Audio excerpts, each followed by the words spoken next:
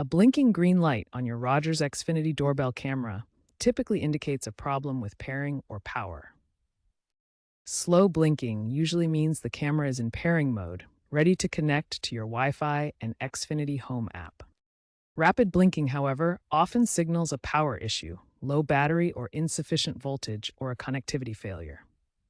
Let's troubleshoot these causes. Check if your battery is below 20% and recharge it via USB-C.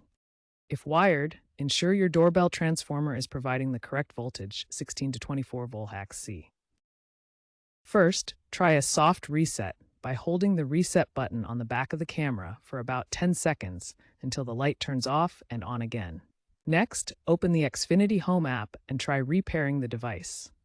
Make sure your phone is on the same Wi-Fi network and Bluetooth is enabled. If the blinking persists, it may be a firmware issue, and you should contact Xfinity support for assistance.